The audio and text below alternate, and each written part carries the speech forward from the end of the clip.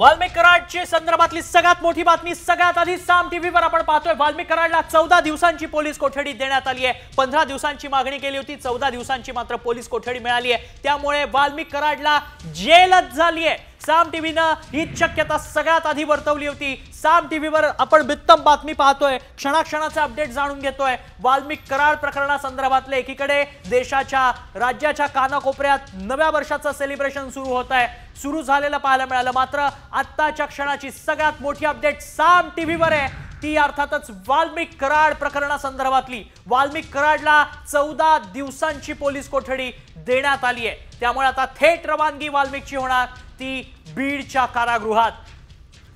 थेट जाऊयात, बित्तम बातमी आपल्यापर्यंत पोहोचवतात आमचे प्रतिनिधी माधव सावरगावे। माधव, आपण म्हटलं होतं पोलीस कोठडीच मिळणार, अखेर शिक्कामोर्तब झाले। वाल्मिक कराडला 14 दिवसांची पोलीस कोठडी मिळाली आहे।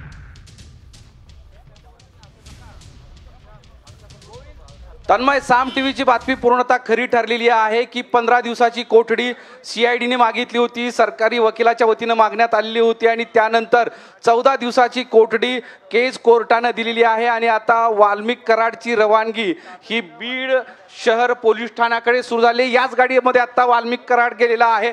पुन्हा एकदा आपण दाखवण्याचा प्रयत्न करूयात की या गाडीमध्ये वाल्मिक कराड आहे, त्याच्या गळ्यामध्ये मफलर आहे आणि तो आता गेलेला आहे आणि पोलिसांचा मोठा बंदोबस्त, फौजफाटा या गाडी मागे निघालेला आहे आणि आता थेट बीड पोलीस ठाण्यामध्ये त्याला घेऊन गेलं जाईल आणि तिथे त्या कस्टडीमध्ये ताबेल आणि तिथं चौकशी सुरू होईल। त्या ठिकाणी 3 आरोपी ऑलरेडी आहेत आणि त्याबरोबर हा 4था आरोपी त्या कस्टडीमध्ये असेल आणि सीआयडी तिथून चौकशी करेल। हे कोर्ट आहे आणि कोर्टाच्या परिसराच्याच बाजूला